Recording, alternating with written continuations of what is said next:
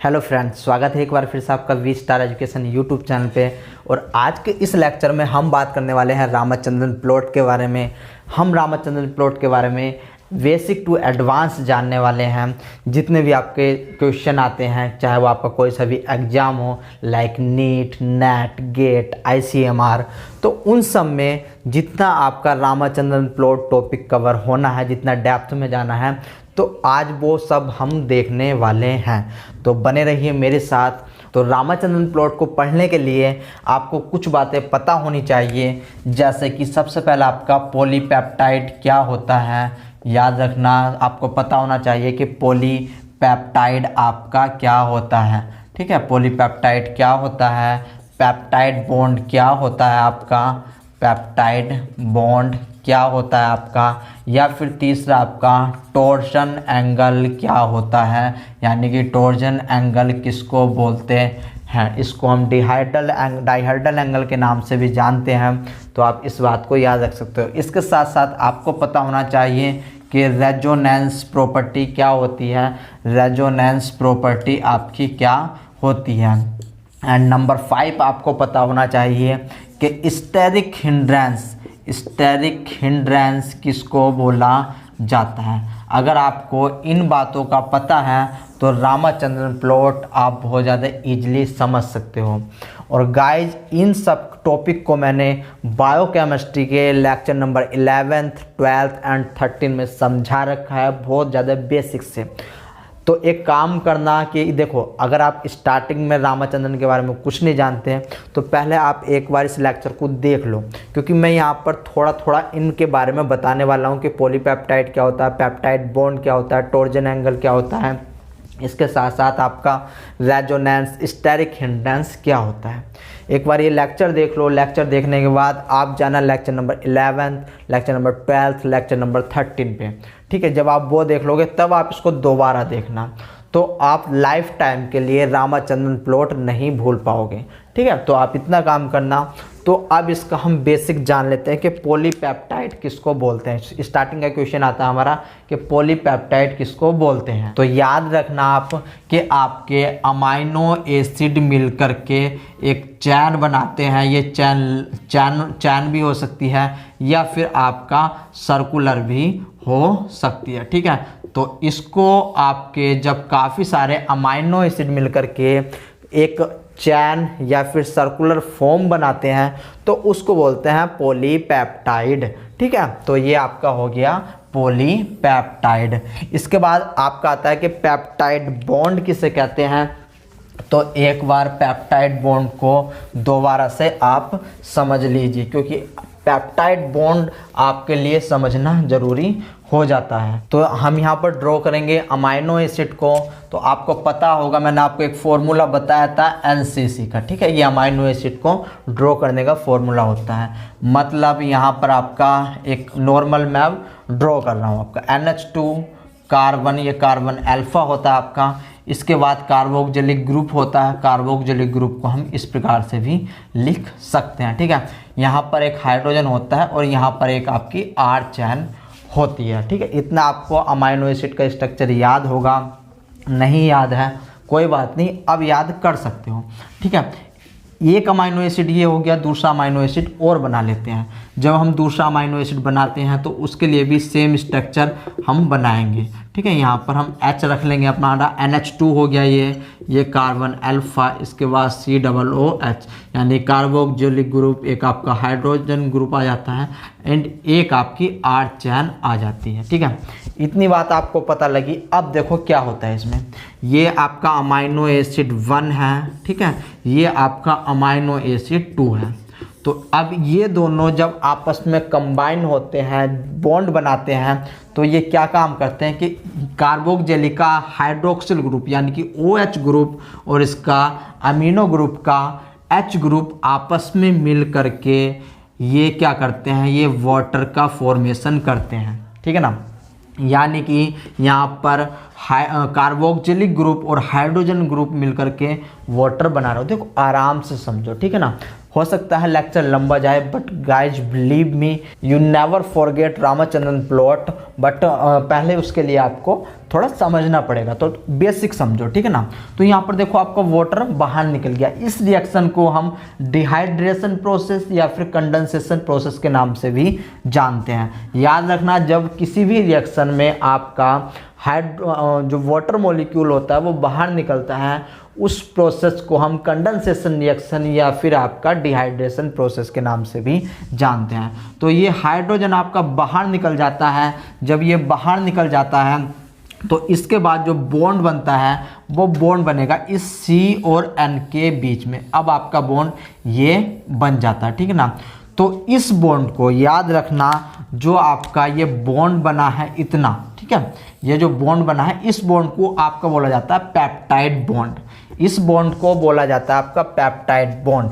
तो हम कह सकते हैं कि CONH जो बॉन्ड बनना है इसको बोलते हैं पेप्टाइड बॉन्ड, ठीक है। इतना समझ में आया, बहुत अच्छी बात है। इस पेप्टाइड बॉन्ड को हम एमाइड बॉन्ड के नाम से भी जानते हैं। इस पेप्टाइड बॉन्ड को हम एमाइड बॉन्ड के नाम से भी जानते हैं। बहुत अच्छी बात है। आपका C और N के बीच में जो बॉन्ड बनना है उसको वो लगाए यहाँ पर पेप्टाइड बॉन्ड। इतनी बात पता चली, बहुत अच्छी बात है। देखो अब क्या होता है, अब बारी आती है टॉर्सन एंगल की। अब हम देखेंगे कि हमारा टॉर्सन एंगल क्या होता है। टॉर्सन एंगल क्या होता है, तो याद रखना, टॉर्सन एंगल हमें बताता है कि इस जो हमारा पेप्टाइड चेन है ये, इसमें रोटेशन कहाँ पर पॉसिबल है और रोटेशन कहाँ पर पॉसिबल नहीं है। रोटेशन मतलब घुमाव, पॉसिबल मतलब जो है आपका कहाँ पर आपका पॉसिबल है, ठीक है। हिंदी, ये पॉसिबल की तो हिंदी आप ऑलमोस्ट जानते ही होंगे, ठीक है। तो ये जो हमारा टॉर्सन एंगल होता है ये हमें इस पेप्टाइड चैन जो है इसमें बताता है कि रोटेशन कहाँ पर पॉसिबल है। तो सबसे पहला जो इस C और N के बीच में जो टॉर्सन एंगल बनता है वो आपका बनता है ओमेगा, ठीक है। ये आई होप ये आपको पता होगा कि आपका C और N के बीच में जो बॉन्ड बनना है उसको बोलते हैं ओमेगा। जबकि इस C और इस C के बीच जो आपका बॉन्ड बनता है उसको बोलते हैं आपका साई बॉन्ड, यानी कि ये वाला साई, ठीक है ना। जबकि इस N और C के बीच, इस N और C के बीच जो बॉन्ड बनता है उसको बोलते हैं आपका फाई टॉर्सन एंगल, ठीक है। तो आपका साई ओमेगा फाई। अब आपको लोकेशन पता हो गई होगी कि कहाँ पर बनना है। एक और बॉन्ड बनता है उसको बोलते हैं आपका काई बॉन्ड। तो काई कहाँ पर बनता है, इस C कार्बन अल्फा और R चैन के बीच में, यानी कि यहाँ पर आपका ये काई बॉन्ड बनता है, ठीक है। तो अब आप चारों को इनको याद रखना कि साई, फाई, ओमेगा, काई ये कहाँ पर बन रहे हैं। अब इन बॉन्ड की कुछ प्रॉपर्टी होती है। बॉन्ड की प्रॉपर्टी क्या होती है वो हम अभी आगे बात करने वाले हैं। अब आपका एक और टॉपिक आ जाता है जिसको बोलते हैं रेजोनेंस या फिर रेजोनेंस प्रॉपर्टी, ठीक है ना। तो रेजोनेंस क्या होता है वो देखो। तो रेजोनेंस होता है कि आपका इलेक्ट्रॉन, जब इलेक्ट्रॉन रिलोकलाइज होते हैं तो उस प्रोसेस को बोलते हैं आपका रेजोनेंस। क्या होता है एक बार से ध्यान से समझो कि मान लो आपका ये कोई कार्बन, डबल बॉन्ड कार्बन, यहाँ पर हम कोई दूसरा कार्बन रख देते हैं और यहाँ पर हम नाइट्रोजन रख देते हैं, ठीक है। तो देखो अब क्या हो रहा है वो देखो। कार्बन को अपनी बैलेंसी पूरी करने के लिए 4 इलेक्ट्रॉन की ज़रूरत होती है, आपको भी पता होगा। नाइट्रोजन को 2 इलेक्ट्रॉन की ज़रूरत होती है, ठीक है ना। तो अब क्या काम करेगा, ये जो आपका डबल बॉन्ड है, ये जो आपका डबल बॉन्ड है वो कभी इसका यहाँ पर चला जाएगा नाइट्रोजन की बैलेंसी पूरी करवाने के लिए, यानी कि आपका यहाँ पर चला जाएगा, या फिर ये कभी यहाँ पर भाग जाएगा क्योंकि इसको भी अपनी बैलेंसी पूरी करनी है इस कार्बन की, या फिर ये जो कार्बन है ये आपका ऊपर भी भाग सकता है, या फिर इस साइड में भी आपका ये जो डबल बॉन्ड बना हुआ है ये इसको पाई रिलोकलाइजेशन के नाम से भी जाना जाता है। तो याद रखना, पाई रिलोकलाइजेशन इज कॉल्ड रेजोनेंस प्रॉपर्टी, ठीक है ना।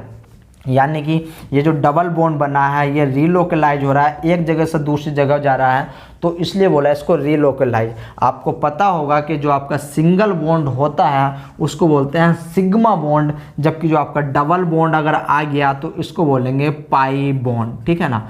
आई होप थोड़ी बहुत केमिस्ट्री आपको पता हो, अगर नहीं पता तो भी कोई दिक्कत नहीं, क्योंकि हम यहाँ पर केमिस्ट्री नहीं, यहाँ पर हम लाइफ साइंस का टॉपिक पढ़ रहे हैं, उसमें भी रामाचंद्रन प्लॉट पढ़ रहे हैं, ठीक है। इतना पता लगा तो बहुत अच्छी बात है। तो अब यहाँ पर सेम कंडीशन आने वाली है। क्या होगा कि जो ये आपका डबल बॉन्ड है सी डबल बॉन्ड ओ वाला है, ये रीलोकलाइज होगा और ये यहाँ पर आने की कोशिश करेगा, ठीक है ना। ये रीलोकलाइज होगा और ये यहाँ पर आने की कोशिश करेगा। तो कभी ये यहाँ पर आएगा, कभी यहाँ पर आएगा, तो ये निरंतर ये प्रोसेस इसमें चलता रहता है। तो इसलिए अब इसको हम डबल बॉन्ड नहीं बोल सकते, अब हम इसको बोलेंगे पार्शल डबल बॉन्ड। यानी कि अब इसको जाना जाएगा आपका पार्शल डबल बॉन्ड के नाम से, ठीक है ना। पार्शल डबल बॉन्ड के नाम से अब इसको जाना जाएगा। अगर यहाँ तक किसी को कोई भी किसी भी प्रकार की समस्या हो तो वो कमेंट कर सकता है, तभी मैं आपसे कहता कि मैं ये क्लास लाइव पढ़ाऊँ या फिर आपको आप वीडियो अपलोड कर दो। लेकिन आप में से काफ़ी सारे बच्चों की क्वेरी थी कि सर इस लेक्चर को आप अपलोड ही कर देना, तो अपलोड कर रहा हूँ। अब आपका अगर कोई क्वेरी होगी तो वो आप डाउट सेक्शन में पूछ सकते हो, यानी कमेंट कर सकते हो, वहाँ पर मैं आपको बता दूंगा, ठीक है। तो इतनी बात पता चली। अब देखो क्या होता है इसमें कि देखो जहाँ पर आपका डबल बॉन्ड होता है, मान लो यहाँ पर अब एक प्रकार से पार्शल डबल बॉन्ड ही है ये आपका, तो जहाँ पर डबल बॉन्ड होता है वहाँ पर जो रोटेशन होती है वो रेस्ट्रिक्ट हो जाती है। क्या कह रहा हूँ मैं, देखो ये पहले आपका अगर सिंगल बॉन्ड है तो सिंगल बॉन्ड को आप किसी भी प्रकार से घुमा सकते हो, ठीक है। ये आप किसी भी प्रकार से इसको घुमा सकते हो। लेकिन वहीं पर अगर आपके डबल बॉन्ड आ जाए, इस प्रकार से बॉन्ड आ जाए, तो जब आप इसको इस प्रकार से घुमाने की कोशिश करोगे तो ये यहाँ पर कहीं ना कहीं रेस्ट्रिक्टेड हो रहा है, यानी कि यहाँ पर प्रतिबंध इसमें लग रहा है, ठीक है। तो इतनी बात समझ में आई तो अच्छी बात है।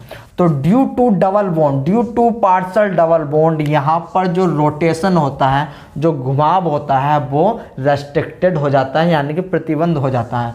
तो इसको हम बोलेंगे रोटेशन रेस्ट्रिक्शन,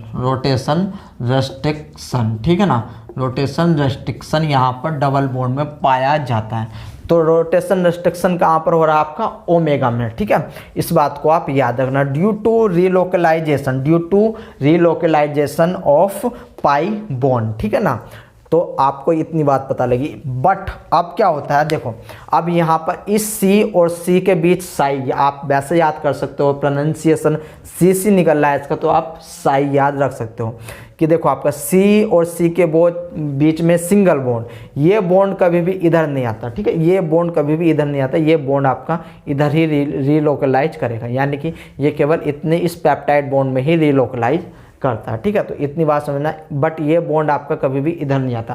तो इस सी और इस सी के बीच में आपका सिंगल बॉन्ड, एंड इस एन और इस सी के बीच में भी आपका सिंगल बॉन्ड। और मैंने आपको बताया है कि अगर आपके सिंगल बॉन्ड होंगे तो वे इस प्रकार से आप उनको घुमा सकते हो, ठीक है। यानी कि हम कह सकते हैं कि इन दोनों के बीच आपका जो है वो जो रोटेशन अलाउ होता है, यानी कि यहाँ पर कोई भी आपका रोटेशन रेस्ट्रिक्शन नहीं आता। तो जो अमाइनो एसिड होता है, जो फोल्डिंग होती है अमाइनो एसिड की, आपको पता होगा काफ़ी सारे अमाइनो एसिड मिलकर पेप्टाइड बनाते हैं, पेप्टाइड चैन बनाते हैं, और काफ़ी सारी पेप्टाइड चैन मिलकर के सेकेंडरी स्ट्रक्चर बनाती है, काफ़ी सारे सेकेंडरी स्ट्रक्चर मिलकर आपके सुपर सेकेंडरी स्ट्रक्चर बनाती है, देन वो 3D मतलब टर्सरी स्ट्रक्चर बनाती है, तब आप उसके बाद मोटिफ डोमेन ये बनते हैं, देन क्वाटरनरी स्ट्रक्चर पे जाता है। तो जो आपका अमाइनो एसिड फोल्ड होते हैं, जो आपके अमाइनो एसिड फोल्ड होते हैं, याद रखना इन जगहों से वे फोल्ड होते हैं, ठीक है। तभी तो आप देखते हो कि आपके काफ़ी सारे अमाइनो अगर उनको लाइन वाइज रखेंगे तो काफ़ी दूर में आएंगे, बट जब उनको हम फोल्ड कर देंगे तो वे एक थोड़ी सी जगह में आ सकते हैं। तो देखो आप इतना समझ गए, हाँ या ना। इतना समझ गए तो हाँ बोलो, अगर इतना नहीं समझे तो ना बोलो। अब आपको पता लग गया होगा कि पेप्टाइड बॉन्ड क्या होता है, आपको पता लग गया होगा कि टॉर्जन एंगल कहाँ पर लगता है। टॉर्जन एंगल होता है क्या है बेसिकली कि आपका जो रोटेशन होता है इसमें वो कहाँ पर पॉसिबल है, इस अमाइनो एसिड में कहाँ पर पॉसिबल है, वो बताता है आपको टॉर्सन एंगल, ठीक है। तो आपको इतना पता लग गया होगा। रेजोनेंस के बारे में मैंने बताया कि जब आपका पाई इलेक्ट्रॉन रीलोकलाइज होता है तो उसको बोलते हैं आपका रेजोनेंस। इतना पता लगा तो बहुत अच्छी बात है।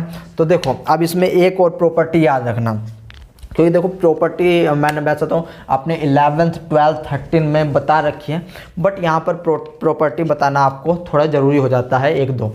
तो याद रखना जो आपका ओमेगा है, जो आपका ओमेगा है या तो आपका 0 डिग्री पे बनेगा या फिर आपका 180 डिग्री पे बनने वाला है।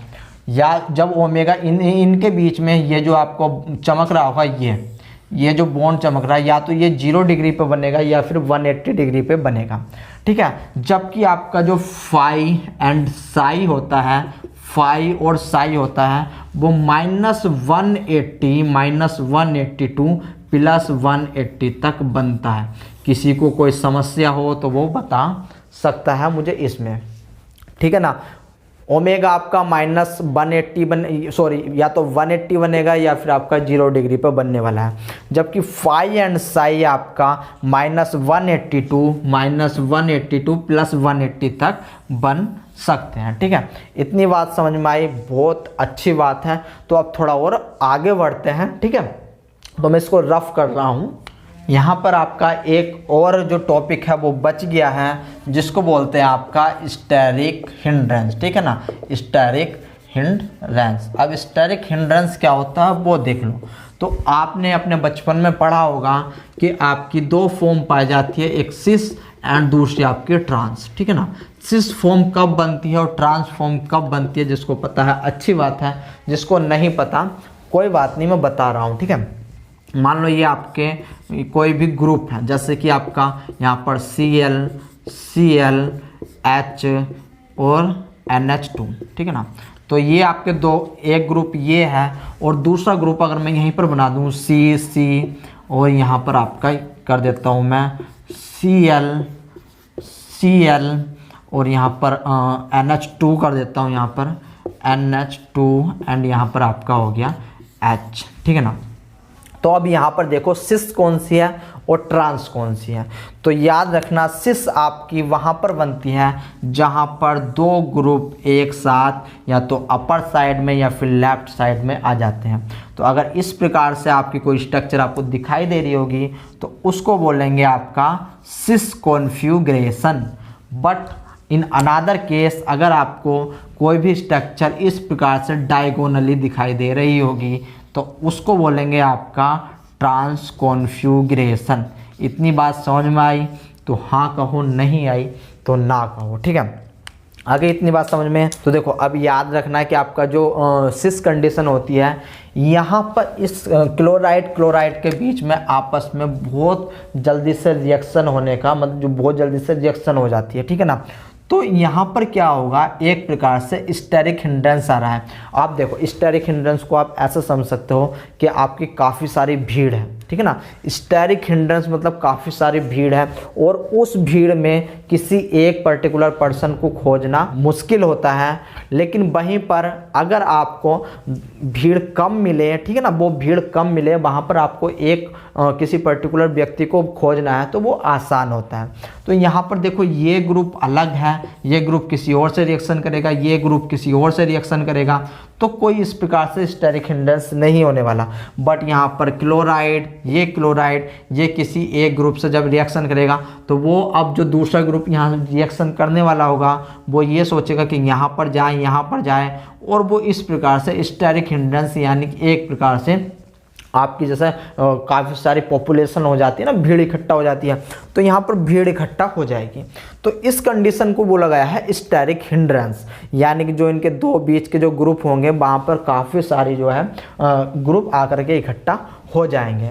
तो याद रखना जो हमारी प्रोटीन स्ट्रक्चर होती है उसमें क्या होता है कि ट्रांस कन्फर्मेशन जो होती है अधिक पाई जाती है, जबकि जो सिस हमारी कॉन्फ़िगरेशन होती है वो लेस पाई जाती है, ठीक है। तो देखो अब देखो कि आपका जो सिस और ट्रांस होता है ये आपका प्रोटीन में मिलते हैं, बट एक कंडीशन होती है इसमें कि प्रोलीन, याद रखना प्रोलीन के लिए जो ये प्रोटीन में पाए जाते हैं उनका रेशो 1:4 होता है, जबकि प्रोलीन के अलावा जितने भी अमाइनो एसिड होते हैं उन सब में अगर मिलाए तो इसका रेशो 1:1000 होता है। यानी कि जो आपकी ट्रांस कन्फर्मेशन होती है वो ज़्यादा होती है 21 अमाइनो एसिड में। बट जो आपका प्रोलीन है, प्रोलीन के अंदर सिस और ट्रांस नियरली इक्वल होते हैं। तो इतनी बात समझ गए तो बहुत अच्छी बात है।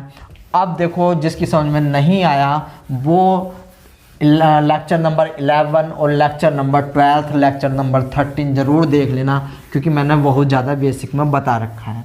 अब चलते हैं हम अपने मेन कोर टॉपिक के ऊपर, जिसको बोलते हैं रामाचंद्रन प्लॉट। रामाचंद्रन प्लॉट क्या है? तो याद रखना, रामाचंद्रन प्लॉट आपका GN रामाचंद्रन ने दिया था, और ये कब दिया था? 1963 में आपका रामाचंद्रन प्लॉट दिया गया था। प्लॉट क्यों दिया गया था?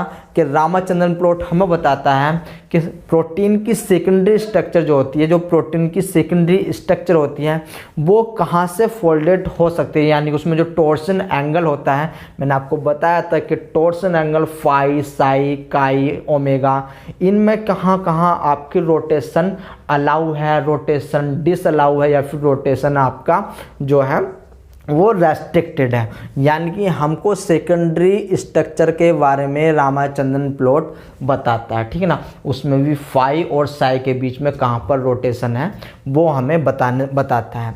इसके बाद दूसरी बात ये बताता है कि हमारा जो है सेकेंडरी स्ट्रक्चर किस एंगल पे सबसे ज़्यादा पाई जाती है और किस एंगल पे नहीं पाई जाती है। इसके बाद कहाँ पर स्टेरिक हिंड्रेंस ज़्यादा है, ठीक है ना। आइए तो इसको एक डायग्राम से समझ लेते हैं।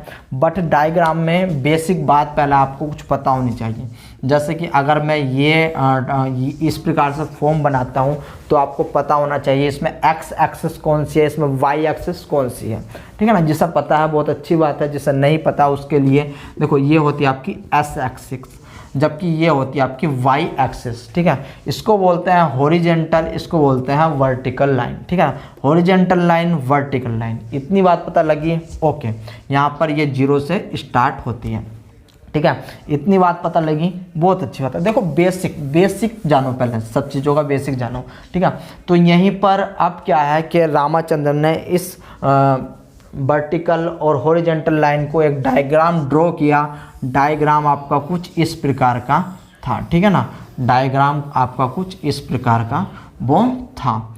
अब इन्होंने इसके 4 भाग कर लिए, 4 भाग इस डायग्राम के कर लिए। तो आपको पता होगा ये जो भाग है ये आपका कहलाता है एस एक्सिस, ये आपका भाग कहलाता है वाई एक्सिस। किसी को कोई समस्या? कोई समस्या नहीं। यहाँ पर आपके मान जो होता है 0 डिग्री, यानी जो एंगल होता है 0 डिग्री होता है, ठीक है ना। और एक बात और याद रखना, ये जो डायग्राम था स्पेशली फाई एंड साई के लिए दिया गया था, और मैंने आपको बताया था कि इन दोनों की जो रोटेशन होती है -182 प्लस के 180 होती है। इतनी बात आई होप आपको याद। तो अब अगर इतनी बात याद है आपको, तो एक बात और समझो कि जो रामाचंद्रन प्लॉट है आपको मैंने बता दिया है कि प्रोटीन की सेकेंडरी स्ट्रक्चर के लिए दिया गया था, ठीक है ना। प्रोटीन की सेकेंडरी स्ट्रक्चर कौन कौन सी होती है वो आपको पता होनी चाहिए। एक होती है आपकी अल्फा हेलिक्स, एक होती है आपकी अल्फा हेलिक्स, एक होती है आपकी बीटा शीट, ठीक है, एक होती है आपकी बीटा शीट, एक होती है आपकी टर्न लूप, ठीक है। इतनी बात पता चली? ओके। अब अल्फा हेलिक्स को भी 2 भागों में बांटा गया है, right alpha helix and left alpha helix, ठीक है ना। Left alpha helix and right alpha helix, ठीक है। बीटा शीट को भी 2 भागों में बांटा गया है, parallel beta sheets and anti parallel beta sheets, ठीक है। लूप को भी 2 भागों में बांटा गया है, turn first loop, turn second loop, turn first loop and turn second loop, ठीक है ना। अब इसमें से सबसे ज़्यादा कौन सी पाई जाती है? तो याद रखना राइट हैंडेड अल्फा हेलिक्स सबसे ज़्यादा है। यहाँ पर बीटा शीट में एंटी पैरेलल बीटा शीट्स आपकी मोर फेवरेबल होती है, ठीक है ना। रामाचंद्रन प्लॉट 2 प्रकार के होते हैं आपके, एक होता है एल फॉर्म, एक होता है आपका डी फॉर्म। तो हम बात करेंगे 1 बाय 1 कि एल फॉर्म कहाँ पर होता है, डी फॉर्म कहाँ पर होता है। तो सबसे पहले हम बात कर लेते हैं अल्फा फॉर्म के बारे में, ठीक है। तो मैं आपको स्ट्रक्चर बता रहा था, स्ट्रक्चर में आपको आई थिंक अब इस जो मैंने ये स्ट्रक्चर बनाया इसमें कोई दिक्कत नहीं होने वाली है। इसमें आपको पता है वर्टिकल स्ट्रक्चर और आपकी हॉरिजॉन्टल स्ट्रक्चर कौन सी है, यानी कि एक्स एक्सिस, ये वाई एक्सिस। तो अब रामाचंद्रन ने क्या काम किया कि इन्होंने यहाँ पर रखा साई को और यहाँ पर रखा आपका फाई को। इतने में किसी को कोई दिक्कत आई होप नहीं होनी चाहिए। अब जो एंगल का रोटेशन था वो रखा इन्होंने, यानी कि ये आपका प्लस 180 और ये आपका माइनस 180 इन्होंने रखा। ठीक है, यहाँ तक किसी को कोई दिक्कत नहीं होनी चाहिए। यहाँ पर इन्होंने मान रखा 0 क्योंकि ये 0 था, और यहाँ पर भी इन्होंने जो मान रखा वो रखा आपका 0। यहाँ तक किसी को कोई समस्या, अगर किसी कोई क्वेरी हो तो कमेंट कर सकता है। ठीक है ना। अब क्या करा इन्होंने, तो अब इन्होंने इसका थोड़ा मान रख दिया, जैसे कि यहाँ पर आपका ये आपका प्लस का था। ठीक है, ये आपका प्लस का था, तो यहाँ पर 60, यहाँ पर होने वाला है आपका 120। अब यहाँ से जब हम चलेंगे तो ये 60, ये आपका 120। ठीक है, थोड़े मान रख रहे हैं इनके। अब थोड़ा सा यहाँ नीचे भी इनके थोड़े मान रख देते हैं, जैसे कि इसे भी 2 भागों में कट कर देते हैं, माइनस के 60 और जी आपका 120 माइनस के, क्योंकि ये 0 है। जब 0 से हम लेफ़्ट साइड में जा रहे हैं तो आपको पता होगा कि रेंज आपकी माइनस में आने वाली है, बट जब हम राइट साइड में जाएंगे तो रेंज आपकी प्लस में आने वाली है, यानी कि 60 120 ये आपके मान कैसे हैं, पॉजिटिव मान है। ठीक है ना। तो इतना इस डायग्राम के बारे में पता लगा तो बहुत अच्छी बात है। ठीक है, यहाँ पर हम क्या रख सकते हैं, यहाँ पर हम रख सकते हैं अपना फाई, और यहाँ पर भी हम क्या रख सकते हैं, साई। ठीक है ना, यहाँ पर फाई एंड साई रख सकते हैं। तो इतनी बात अब आपको पता लगी। ठीक है, ड्रेस चेंज हो गई, इसके पीछे एक रीज़न है। एक्चुअली क्या है कि मैंने आपको रामाचंद्रन पूरा कंप्लीट पढ़ा दिया था, सब कुछ अच्छे से पढ़ाया, A to Z बिल्कुल बेसिक क्लियर करवाया, बट जहाँ से कट हुआ ना, जहाँ से मेरी ड्रेस चेंज हुई, यहाँ से क्या हुआ कि आवाज़ ही रिकॉर्ड होनी बंद हो गई। एक्चुअली यहाँ पर एक बजर होता है, वो जलता बुझता है, उसे मैं देखता रहता हूँ, तो मैंने ध्यान नहीं दिया। फ्लो में इतना अच्छा पढ़ा रहा था, इतना अच्छा टॉपिक में खो गया कि उसकी तरफ ध्यान देना ही भूल गया। ठीक है ना। तो खैर गुस्सा तो आ रहा है, बट क्या करूँ, लेक्चर पूरा करना है। और काफ़ी अच्छा मैंने आपको बताया था, बट नहीं हो पाया वो। ठीक है, रिकॉर्ड ही नहीं हो पाया, वॉल्यूम जो आवाज़ होती है वो नहीं रिकॉर्ड हो पाई। तो क्या कर सकते हैं, दोबारा समझो अब। ठीक है ना, दोबारा समझो और अब अच्छे से बताने की कोशिश मैं करूँगा। ठीक है, तो हमने पढ़ा था सिस और ट्रांस कॉन्फ़िगरेशन, कि सिस और ट्रांस कॉन्फ़िगरेशन आपकी कहाँ पर होती है। मैंने आपको बताया था जो आपका पेप्टाइड बॉन्ड होता है, C डबल बॉन्ड ON, और इसके बाद एक आपका यहाँ पर आ जाता है H, ये आपका पेप्टाइड बॉन्ड होता है। तो देखो अब इसमें क्या होता है कि आपके 2 ग्रुप एक साथ आ रहे हैं, 2 ग्रुप ये एक साथ आ रहा है, ऑक्सीजन हाइड्रोजन, तो यहाँ पर स्टेरिक हिंड्रेंस बनेगा ज़्यादा।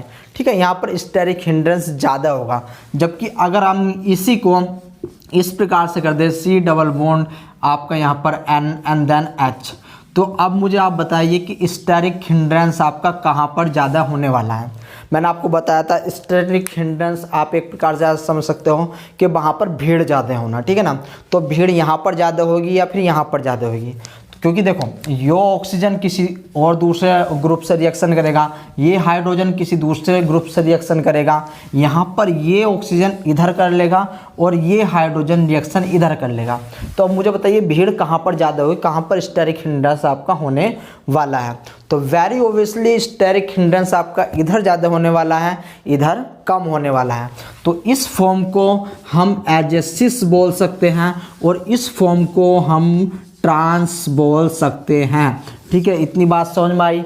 इसलिए क्या होता है, जब कभी भी आपका पेप्टाइड बॉन्ड होता है उसमें क्या होता है कि ट्रांसफॉर्म अधिक आपकी एक्टिव होती है, यानी कि मैंने आपको बताया था कि आपके 21 अमाइनो एसिड में सिस एंड ट्रांस का जो रेशो होता है वो आपका कितना होता है, बताइए। तो वो होता है ना 1:1000, एक्सेप्ट 1 अमाइनो एसिड। वो अमाइनो एसिड कौन सा था आपका, प्रोलीन। प्रोलीन में जो आपका कितना होता है रेशो सिस एंड ट्रांस का, वो होता है 1:4 आपका 4, यानी कि नियरली इक्वल। ठीक है ना।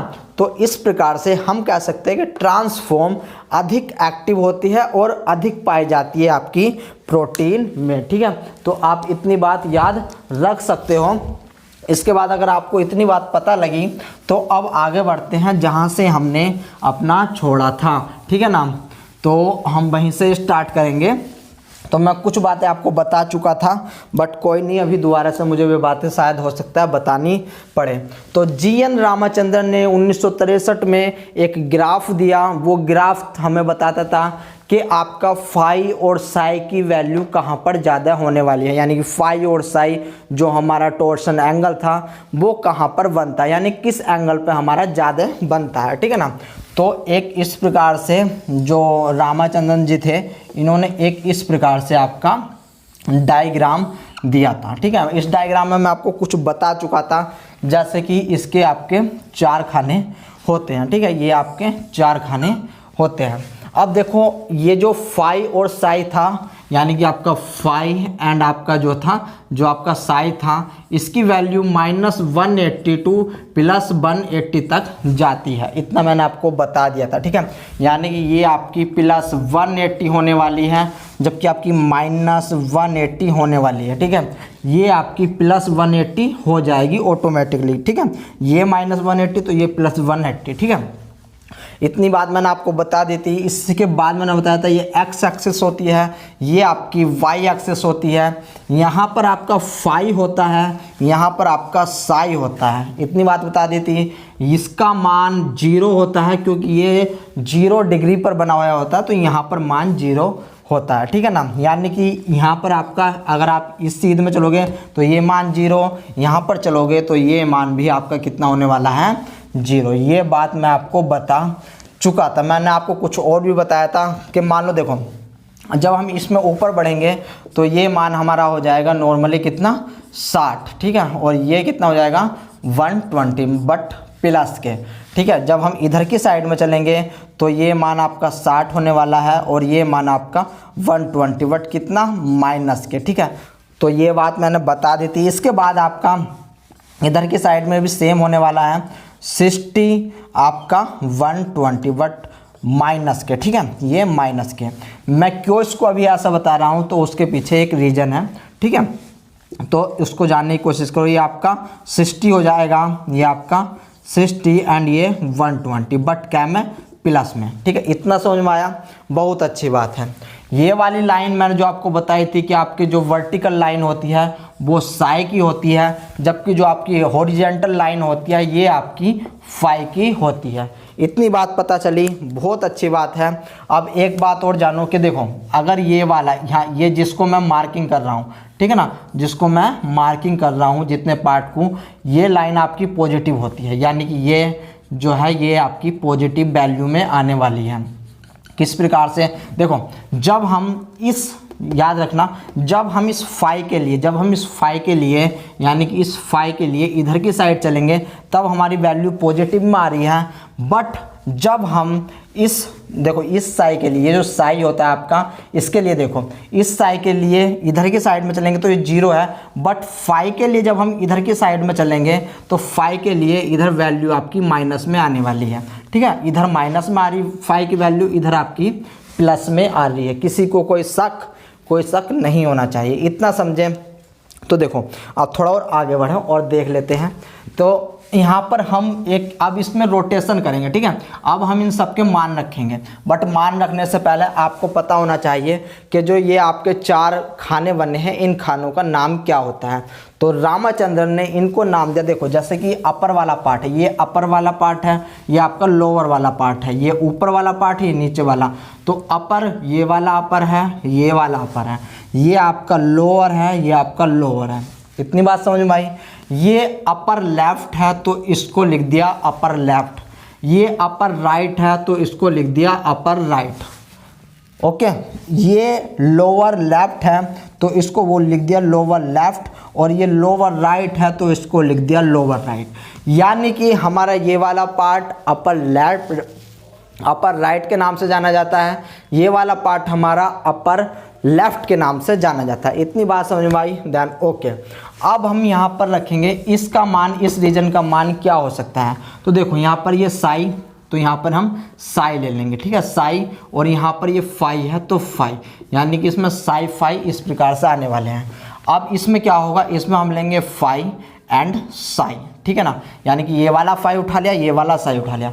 हम देखो रोटेशन इस प्रकार से रोटेट कर रहे हैं इसको, पहले हमने साई लिया इसके लिए, फिर हम फाई लेंगे इसके लिए, तो यहाँ पर हम लेंगे आपका साई, ठीक है ना। तो यहाँ पर हम क्या ले लेंगे, साई, साई, और ये आपका फिर आ जाएगा फाई, ठीक है ना, साई एंड फाई, ये आ गया आपका।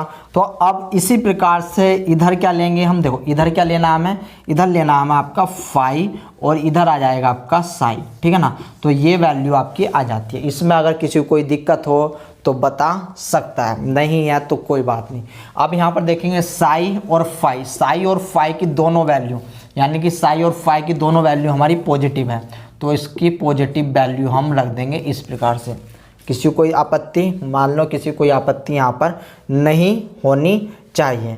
अब क्या है, अब देखो नीचे वाली लाइन ये हमारी फाई है, यानी कि ये वाली लाइन हमारी फाई है, और फाई जो है, फाई हमारा कैसा है, निगेटिव, ठीक है, फाई हमारा कैसा है, निगेटिव। और साई, साई यानी कि इससे ऊपर ये वाली वैल्यू, बट ये जो हमारी वैल्यू है, ये जो हमारी लाइन है, ये कैसी है, ये आपकी वर्टिकल, यानी कि साई की वैल्यू है, तो ये हमारी पॉजिटिव आने वाली। किसी कोई दिक्कत नहीं होनी चाहिए। इसके बाद देखो फिर हम यहाँ पर चलेंगे। अब साई, साई की वैल्यू हमारी यहाँ पर क्या आने वाली है, निगेटिव, क्योंकि साई की वैल्यू ये जो है, ये हमारी ये साई है, ठीक है, ये साई हमारा इससे नीचे आ रहा है, तो ये आपका निगेटिव। समझो ध्यान से ना, समझो इसे ध्यान से, बेसिक बहुत समझना बहुत ज़रूरी है, बेसिक समझना बहुत ज़रूरी है, ठीक है। फाई भी हमारा क्या है, फाई भी आपका निगेटिव आ रहा है यहाँ पर। किस प्रकार से, तो देखो फाई है, इस वाले खाने में आ रहा है, ये वाला फाई, ये भी निगेटिव आपका। साई है, साई इस वाले खाने में आ रहा है, तो ये आपका कैसा बन जाएंगे, यानी कि ये वाला खाना आपका कैसा है, ये आपका निगेटिव है, ठीक है।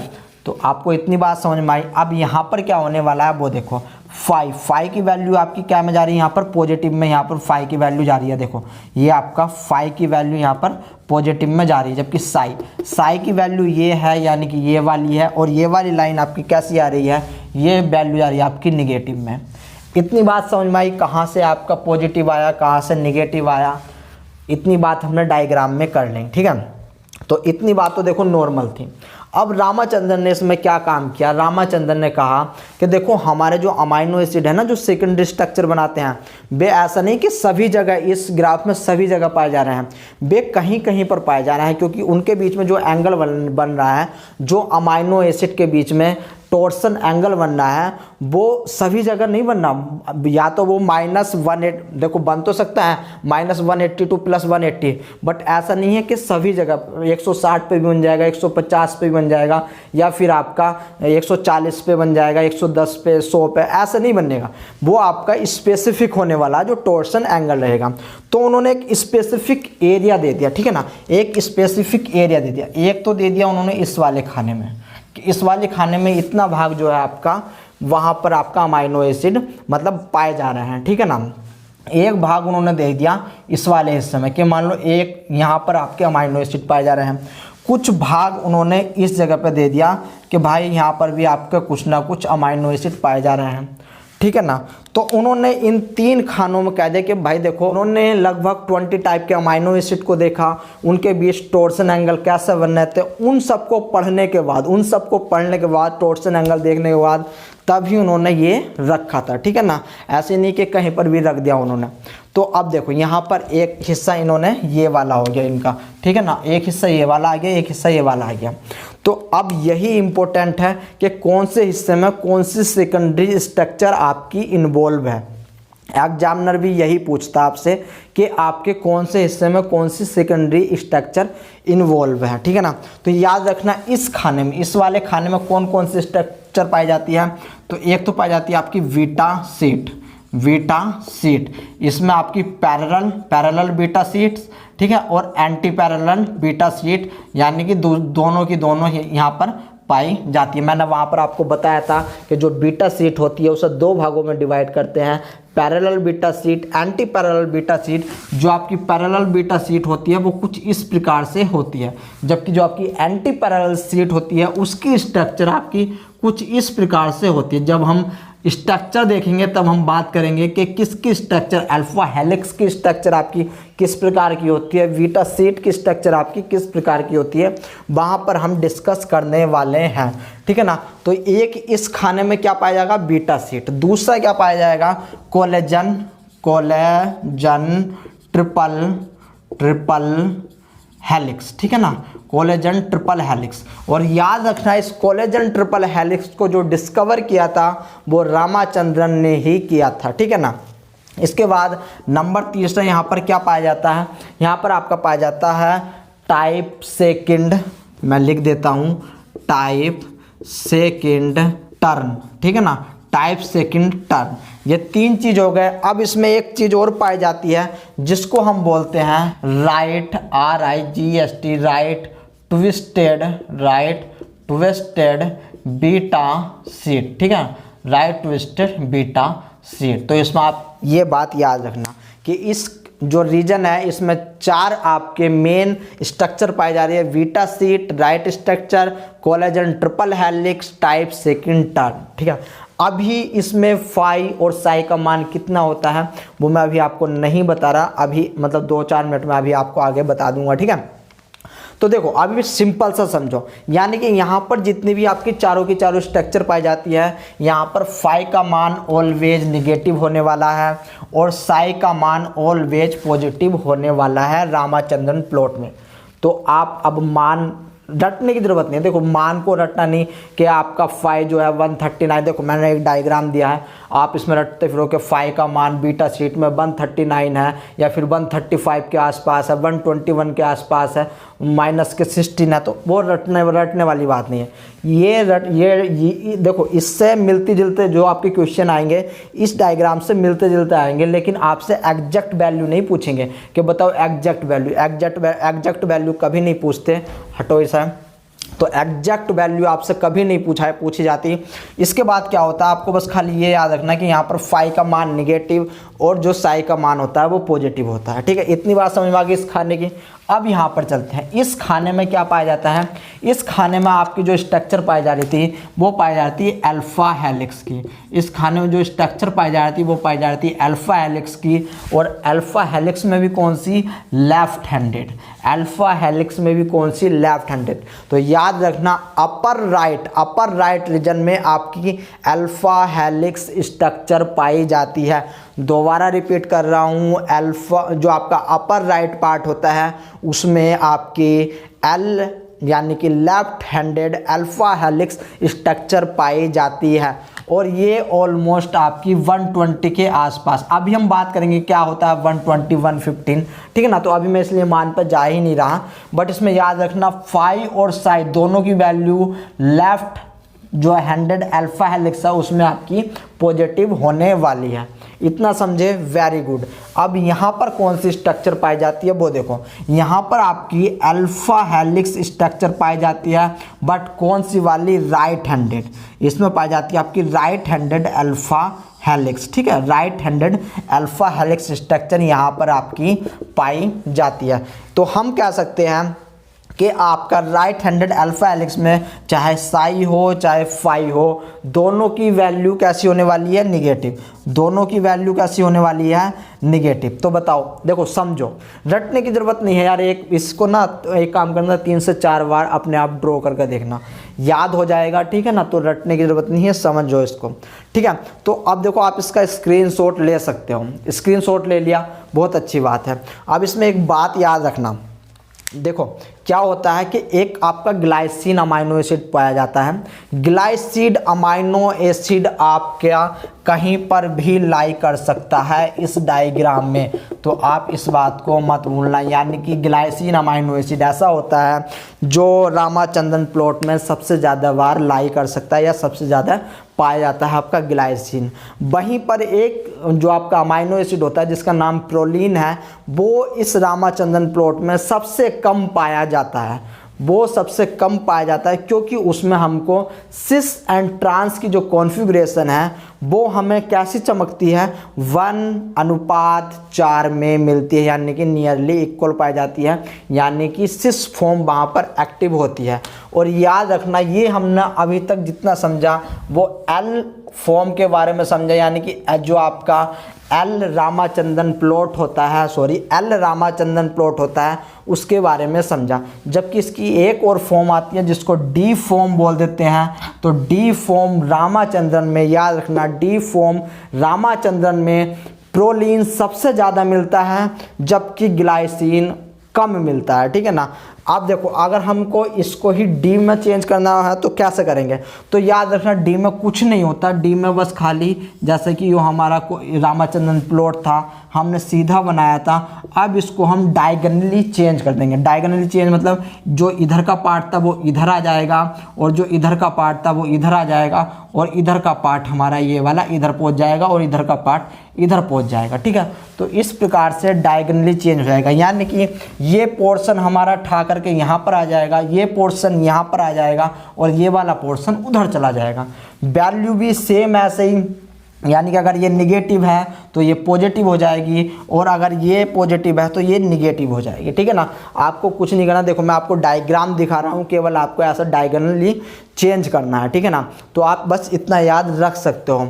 इसके बाद देखो गाइस, वैसे तो अब सब कुछ मैंने आपको बता दिया है, अब वैल्यू आपको ऐसे रटनी नहीं है, कभी नहीं पूछी जाती यार, कभी नहीं पूछी जाती। जो मैंने देखो ये स्ट्रक्चर है ना, यहाँ पर जो वैल्यू लिखी हुई है, तो इस डायग्राम से आपसे कुछ एग्जैक्ट वैल्यू नहीं पूछी जाती, बट फिर भी अगर आप इसको एज इट याद करना चाहते हो तो कोई ना कोई निमोनिक्स बना के आप याद कर सकते हो। इसके बाद मैंने आपको बताया था कि रामाचंद्रन प्लॉट में आपके allow and disallow region पाए जाते हैं, ठीक है ना। मान लो ये आपके ये जो थे जितने थे ये आपके अलाउड रीजन थे, बाकी इसको जो आपका खाली एरिया बच जाता है ये आपके डिसअलाउड रीजन होते हैं। क्या कारण होता है कि केवल इतनी एरिया में ही आपके अलाउ रीजन यानी कि अमाइनो एसिड में टॉर्जन एंगल पाया जाता है, यानी कि फाइव साई केवल यहीं पर लाई करते हैं। तो सीधा सा हिसाब है कि आपके जो अदर एरिया है, जैसे कि ये वाला एरिया, यहाँ पर स्टेरिक हिंड्रेंस ज़्यादा होता है। तो याद रखना, यहाँ से एक बात याद रखना कि जो आपका अलाउ रीजन होता है, अलाउ रीजन किसे बोलते हैं, जहाँ पर आपका अमाइनो एसिड लाई करते हैं, ठीक है ना। यहाँ पर आपका अमाइनो एसिड लाई कर रहे थे, यहाँ पर आपका सेकंड स्ट्रक्चर लाई कर रहे थे, यहाँ पर सेकंड स्ट्रक्चर लाई कर रही थी, तो ये जगह कहलाती है आपकी अलाउ रीजन। जबकि आपका ये वाला जो पार्ट होता है ये आपका पार्ट कहलाता है डिसअलाउ रीजन। तो अलाउ रीजन में याद रखना हमेशा कि आपका जो स्टेरिक हिंड्रेंस होता है, यानी कि स्टेरिक हिंड्रेंस यानी कि भीड़ भाड़ होती है वो बहुत ज़्यादा कम होती है, स्टेरिक हिंड्रेंस लो होता है, ठीक है ना। तो एक पॉइंट तो ये हो गया। दूसरा जो अलाउ रीजन होता है, यहाँ पर जो एनर्जी होती है वो मिनिमम होती है, ठीक है ना। जो एनर्जी होती है वो कैसी होती है, मिनिमम होती है। जबकि जो आपका डिसअलाउ रीजन होता है, मान लो ये आपका डिसअलाउ रीजन है, तो यहाँ पर क्या होने वाला है, यहाँ पर आपका जो स्टेरिक हिंड्रेंस है वो आपका कैसा होने वाला है, बहुत ज़्यादा, ठीक है ना। स्टेरिक हिंड्रेंस बहुत ज़्यादा होने वाला है, इसलिए यहाँ पर टॉर्जन एंगल जो होता है वो सही से नहीं बन पाता, जिसके कारण अमाइनो एसिड यहाँ पर नहीं पाया जाता। और दूसरा कारण होता है कि यहाँ पर जो एनर्जी होती है वो एनर्जी भी बहुत ज़्यादा हाई होती है, ठीक है ना। हाई अमाउंट में आपकी एनर्जी होती है। तो अब आपको पता लगा होगा कि ये एरिया आपका जहाँ पर अमाइनो एसिड रहता है वो आपका अलाउ रीजन, जहाँ पर आपके अमाइनो एसिड नहीं पाए जाते वो आपका डिसअलाउ रीजन कहलाता है, ठीक है ना। आई होप गाइज आपको मैंने रामाचंद्रन प्लॉट के बारे में काफ़ी कुछ बता दिया है। वनडे एग्जाम चाहे आपका NEET, NET, GATE, ICMR, ICAR, कोई सा भी वनडे एग्जाम हो, रामाचंद्रन में इससे डेप्थ में नहीं पूछा जाता है। मैंने आपको सभी कुछ बता दिया है और उम्मीद करता हूँ लेक्चर आपको पसंद आया होगा। अगर लेक्चर आपको पसंद आया है तो कमेंट में ज़रूर बता सकते हो आप। और इसी के साथ मिलते हैं नेक्स्ट लेक्चर में, तब तक के लिए जय हिंद।